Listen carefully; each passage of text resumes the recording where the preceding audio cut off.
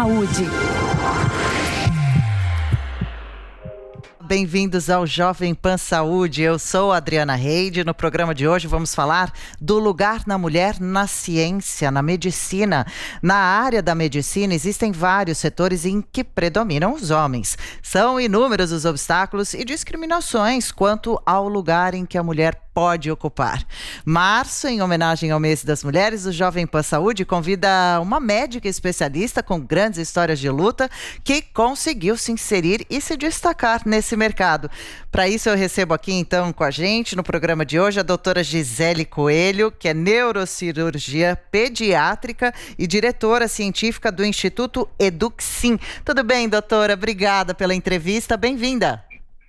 Oi, Adriana. Tudo bem? Muito obrigada, pelo convite. É um prazer estar aqui conversando com vocês. Tudo jóia por aqui também. Que bom, nós que agradecemos, viu? Doutora, então conta pra gente um pouquinho como foi o caminho da senhora profissional até atualmente o cargo de neurocirurgiã como mulher, desde a época em que escolheu estudar. Foi difícil? Teve obstáculos? Alguns obstáculos. Eu trabalho desde os 14 anos, então eu venho de uma família bem simples. Então eu sempre conciliei o trabalho, com o estudo. E durante a graduação, antes da graduação, antes de entrar na faculdade, eu trabalhava na minha própria escola como assistente de professora para que eu pudesse, de alguma forma, ter a bolsa, e estudar num bom colégio. Eu sou mineira, de uma cidade chamada Bom Sucesso. Uhum. E de lá para cá, a grande vitória, a grande conquista foi realmente ter entrado no vestibular, eu consegui passar no vestibular da Unicamp. Depois da Unicamp eu trabalhei os 6 anos, porque eles têm um programa muito importante que é sobre auxílio a alunos carentes.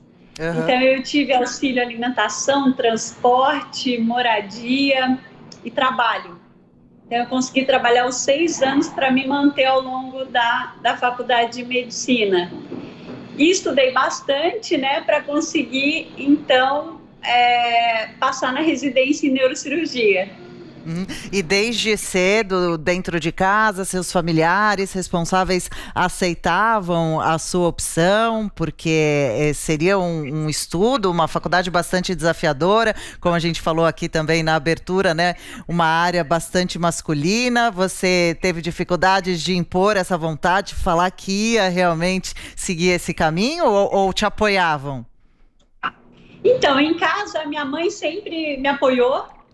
Ela achava um pouco pesada a rotina, Eu sou a primeira médica da família, mas mesmo assim ela tinha um conhecimento grande sobre a neurocirurgia em si, mas ela sempre me apoiou por acreditar, por que a gente tenha que exercer o que a gente ama, O que a gente se sente apta, o que a gente faz mesmo com toda a garra e toda a vontade. Uhum. Não foram momentos fáceis, E em vários momentos durante a residência, eu até tive um momento no começo do 2º ano da residência que eu pensei em desistir.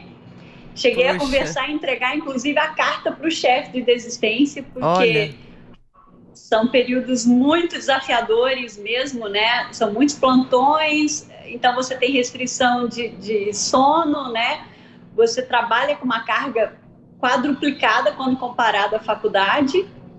Mesmo eu que trabalhei durante a faculdade toda, conciliei trabalho e a faculdade, a neurocirurgia foi realmente bem mais pesada, um ritmo bem mais desafiador, Nossa, a gente imagina.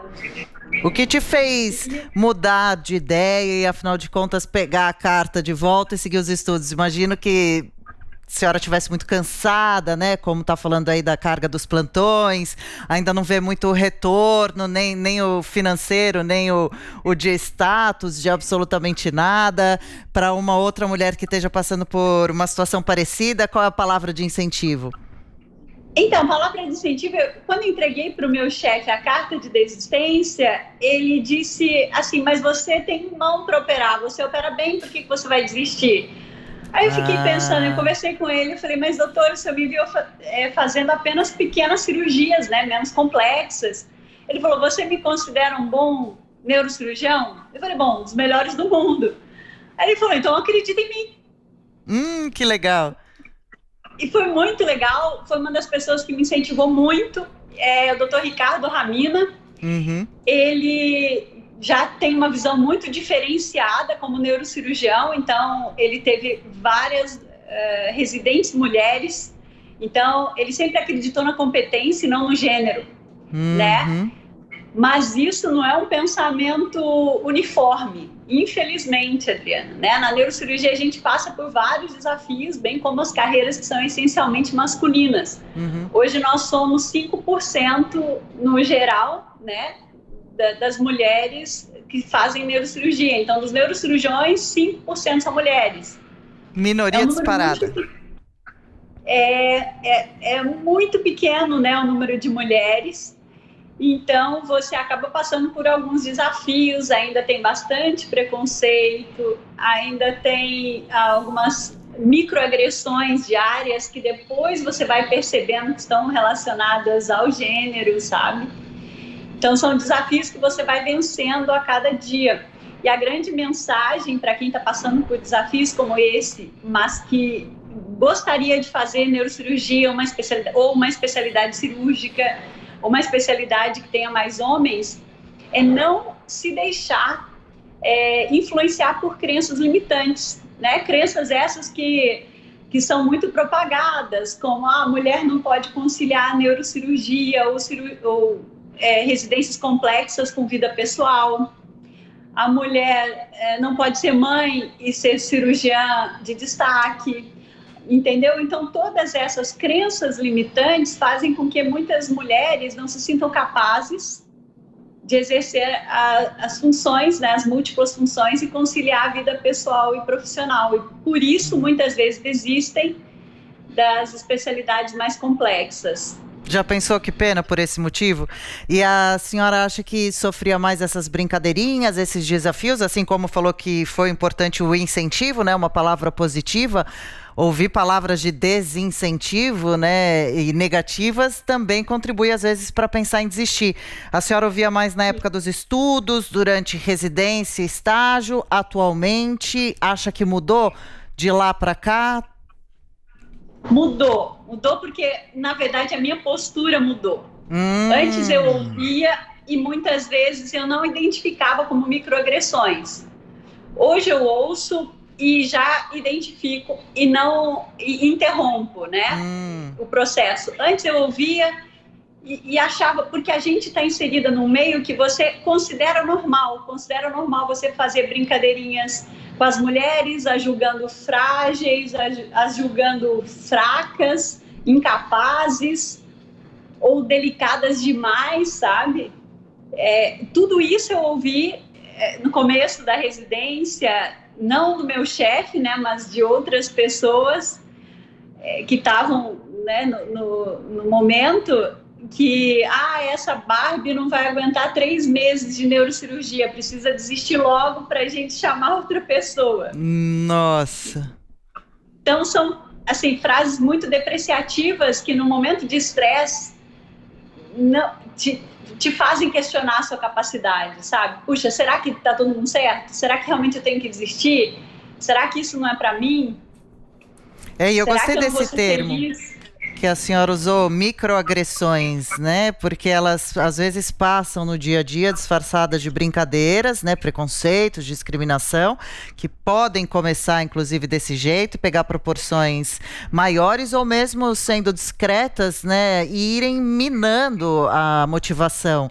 Então, quando a senhora diz que aprendeu a se posicionar, a cortar, como a senhora falou, como é que faz isso na prática? Deixa entrar por um ouvido e sai pelo outro? Ou se impõe ali com palavras, tendo uma conversa com a pessoa?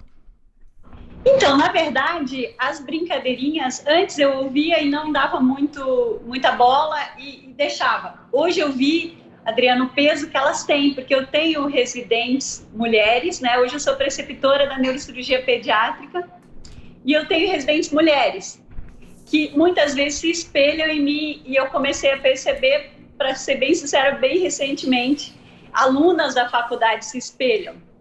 Então, se você tem um comportamento omisso, ou se você permite de alguma forma essas brincadeiras, você passa a impressão de que isso é normal e que elas, assumindo a mesma posição, devam se comportar da mesma forma. E não é.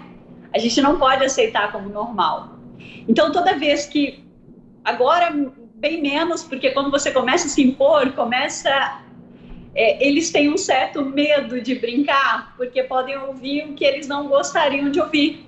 Então, você rebate a brincadeira no mesmo tom. Então, isso assusta, porque não está esperando uma postura mais passiva, uma postura mais resiliente, nada questionadora.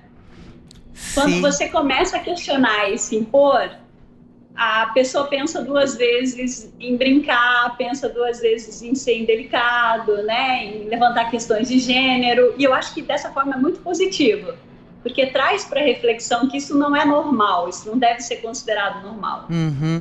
Agora, é legal, interessante isso de se posicionar, inclusive observar a reação, né, de quem está fazendo a suposta brincadeira também, né, de se assustar e já perder o encorajamento para prosseguir.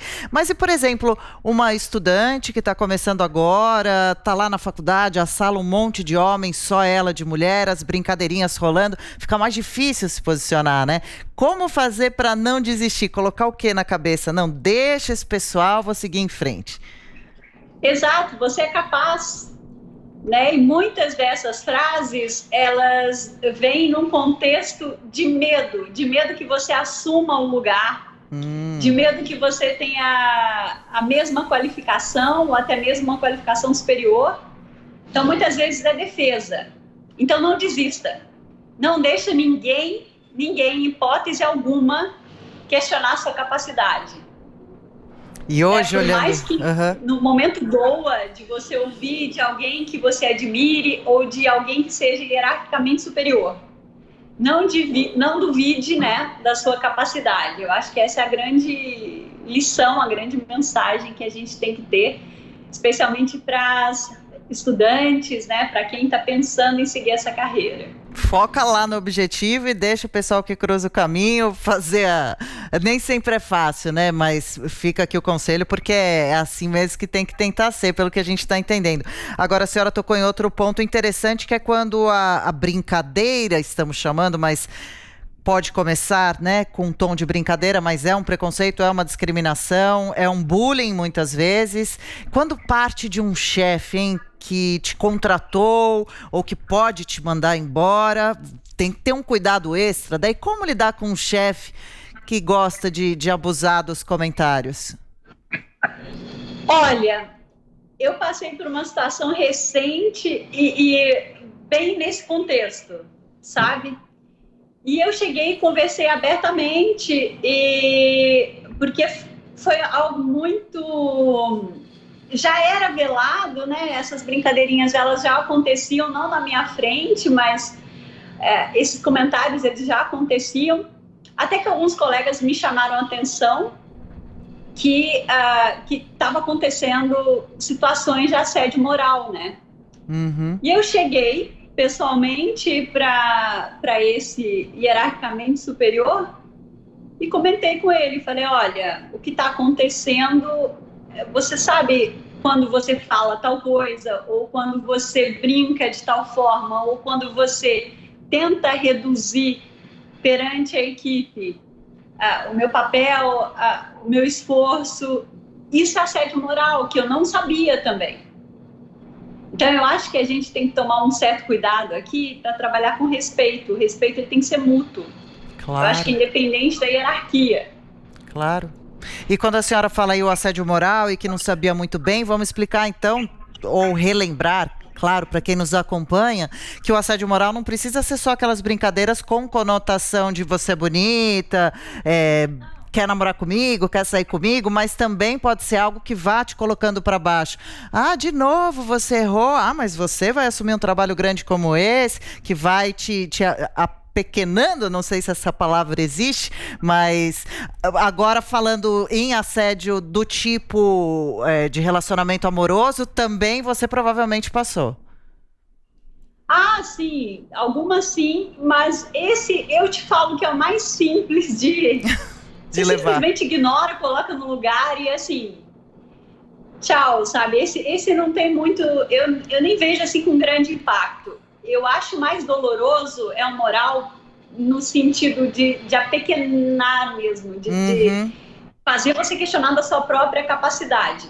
E outra coisa, quando você é criticado sempre, você fica num estresse de não errar nunca. É.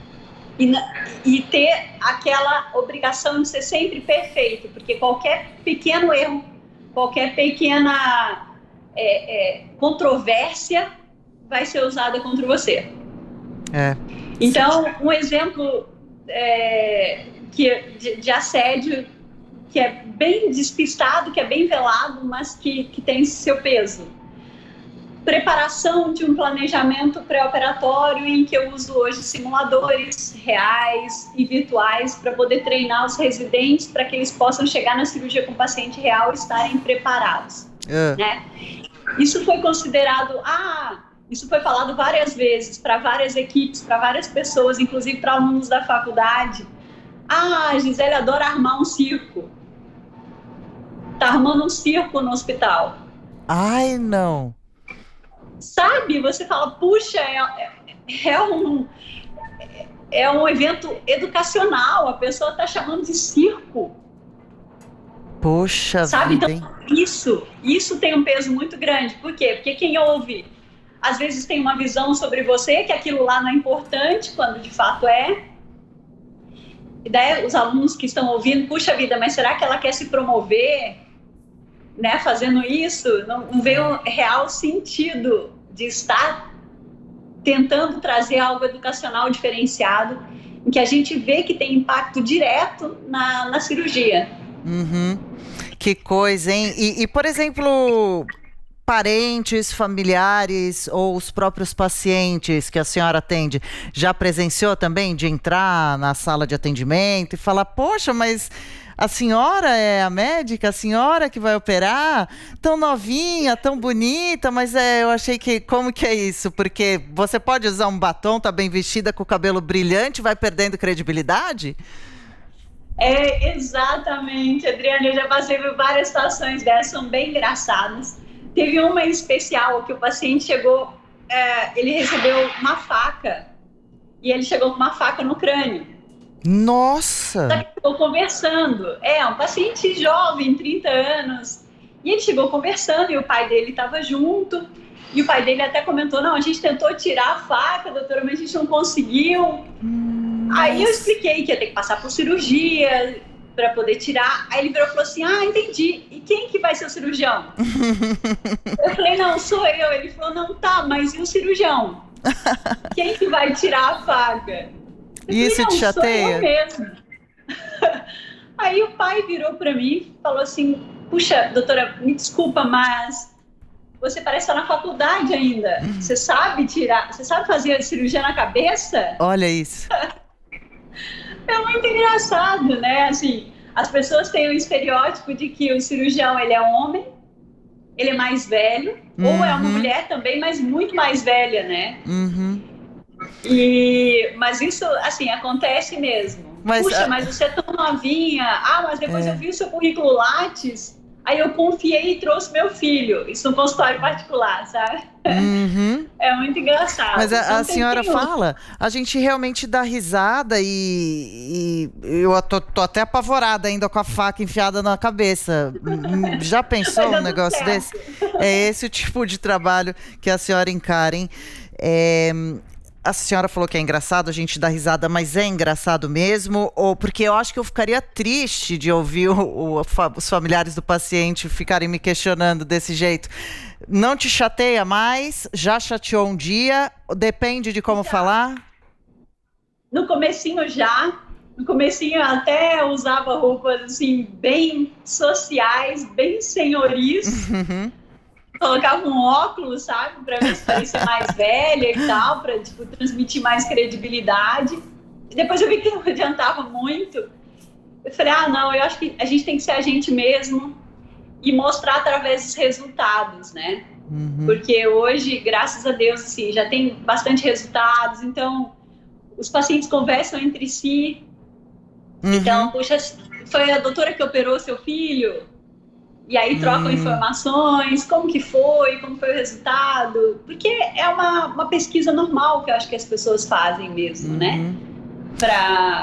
Principalmente quando envolve seu filho, puxa, seu bem mais precioso. Então, eles têm que realmente confiar, né, no médico que estão indicando. Antes me chateava mais, Adriana, mas agora eu acho que eu já considero até engraçado, sabe? Não vejo que influencia tanto, não. Dizem que o senhor tempo é realmente muito sábio, né? Ele vai dando experiência, segurança, como a senhora disse, já vai fazendo a sua própria fama, né? Marcando o seu espaço, ficando conhecida, sendo indicada. Imagino que depois da cirurgia, por exemplo, toda a família veio com alegria, caso tenha dado certo, é claro. Imagino que pelo menos a senhora fez o seu melhor. Agradecer e falar, puxa vida, né, fui salva, imagina, por uma moça bonita, jovem, né, com perfil de estudante. Agora, a senhora falava sobre filho, né, nós somos mulheres, estamos aqui reunidas hoje, inclusive por esse motivo. A mulher diz que ela é mais sensível a sentimentos e a emoções. A mulher, ela dá à luz, né, ela sabe bem o que é ter um filho e de repente entrar numa sala e pegar uma criança doente ou com uma faca na cabeça, como a senhora usou o exemplo, dá para segurar a onda? A mulher segura a onda nesse campo da medicina tão bem quanto o homem, a onda da emoção, da dor, da pena, do desespero, da vontade de sair correndo, chorar e voltar? Como é isso? Segura. Eu acho que a mulher até equilibra melhor os sentimentos. Por quê? Porque ela expressa de alguma forma. A gente não mantém uma distância segura, que é o que eu vejo que muitas vezes os homens fazem. Sabe, como que é a distância segura? Eu vou operar, é um tumor que não tem prognóstico, é um tumor que o paciente não vai ter uma sobrevida grande ou com qualidade. O homem geralmente se afasta um pouco da família, fica na posição do cirurgião, do médico, dando o suporte médico. A gente já se envolve um pouco mais. Eu digo, você traz um pouco mais pro acalentar, sabe? Para um lado humano. Dar um pouco de carinho nesse caos todo, sabe? Que é o diagnóstico, que é o prognóstico. Então, isso eu acho que faz muita diferença quando a gente considera homens e mulheres. Os homens, né, infelizmente, são criados para serem fortes e pouco emocionais, historicamente. Então, isso os torna, algumas vezes, mais distante da família mesmo. E a mulher, por mais que a gente desabe por dentro, porque isso, né, você tem uma tristeza, o paciente acaba fazendo parte da sua família mesmo. Quando a mãe te liga falando que ele está lendo, que ele está escrevendo, que ele está andando, você compartilha a mesma vitória. O mesmo acontece quando o tratamento quimioterápico não funciona, a doença está progredindo, o impacto é o mesmo. Houve uma perda, sabe? Então, você dá um certo apoio para a família emocional, que eu acho que é muito importante. Olha, isso é tão interessante. O homem, pelo que a senhora descreveu, entra lá e fala mais como se fosse uma terceira pessoa falando. A médica mulher trabalha um pouquinho lá do psicológico, faz uma companhia, fala com palavras mais específicas. Isso é encantador mesmo, bem legal. E eu aproveito para te perguntar sobre, então, o salário também. A senhora acha que os salários estão equiparados de homens e mulheres nas funções no seu campo profissional? Não, e é muito difícil, assim, tem uma divergência grande. Você tem que provar 10 vezes mais para você fazer parte de uma equipe. Muitas vezes a equipe... não, é mulher. Não, vamos pegar tal... ele é um pouquinho... Tem uma curva de aprendizado um pouco menor.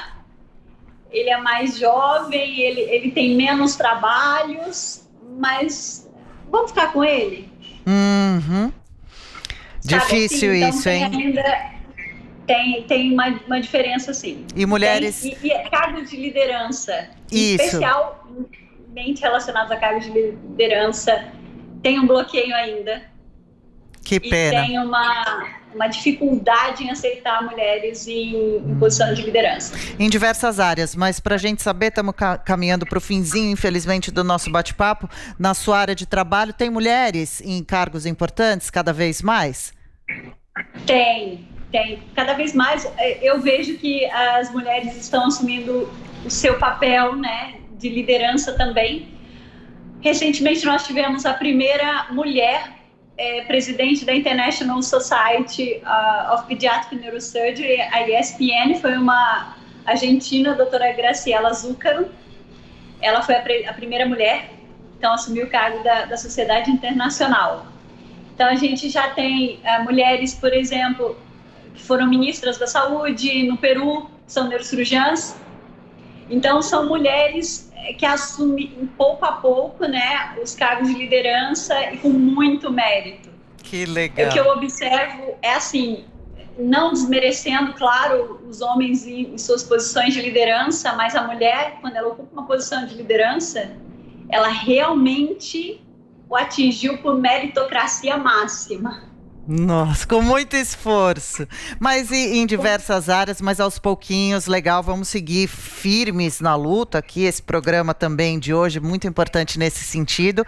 E para encerrar, a gente está agora realmente com o nosso tempo esgotado, doutora, mais uma vez, para as mulheres que nos acompanham, essa trajetória cheia de obstáculos, dificuldades, vencida e ainda sendo uma luta, né, para a senhora no dia a dia, e sempre será, né, também para todos nós. Quais lições a senhora tirou dessas dificuldades que enfrentou? Acreditar sempre em você e acreditar no seu potencial, né?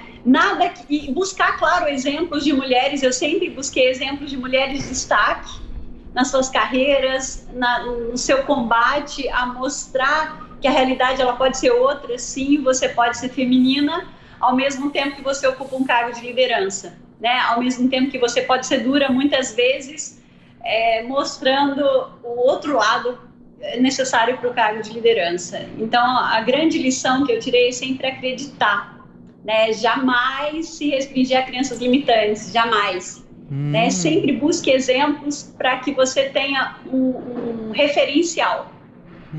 Então, referenciais muito importantes, como a doutora Angelita Gama, a doutora Angelita Gama, né, na cirurgia, a doutora Neuci Zanon na neurocirurgia, foram referenciais que sempre me impulsionaram a acreditar que, puxa, se elas conseguiram, por que eu não posso tentar e conseguir também? Né? Então, eu acho que fica essa grande mensagem para quem está começando. Busquem sempre mulheres de destaque, mulheres que sejam sua referência de força no cenário. Né? Não se deixa bater para aquelas que acreditam nas limitações, para aquelas que ainda, infelizmente, acreditam que é impossível conciliar a vida pessoal, né, com uma carreira profissional de destaque. E, Adriana, assim, parabéns por esse espaço. Discussões, a gente teve algumas recentes num programa que chama Elas na Medicina, em que traz justamente à luz da discussão essas questões que muitas vezes a gente deixa passar desapercebidamente. Essas microagressões diárias, elas não podem acontecer, elas têm que ser percebidas e interrompidas. É isso aí. Que especial esse programa de hoje, que prazer e honra para mim, como mulher, estar aqui apresentando, conduzindo essa conversa. E, doutora, a senhora não trabalha na mesma área que eu, não somos da mesma área, mas já faço questão de declarar aqui publicamente que a senhora já é uma referência para mim dessas para se espelhar e ter o incentivo. E acredito que não só para mim, para muitas outras mulheres nos acompanhando, comigo aqui gravando no estúdio também na emissora, aqui na Jovem Pan. Então, quero agradecer profundamente, antes de mais nada, o carinho de conversar com a gente. A doutora Gisele Coelho é neurocirurgiã pediátrica e diretora científica do Instituto Eduxim. Doutora, valeu mesmo, viu, pelas palavras, pelo seu tempo aqui conosco. Até uma próxima. Até uma próxima. Muito obrigada mesmo pela oportunidade. Parabéns pelo programa.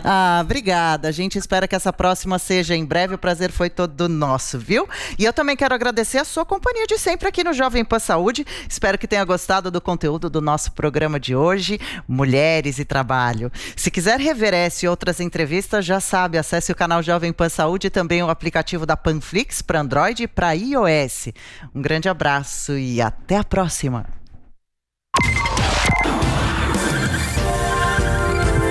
Saúde.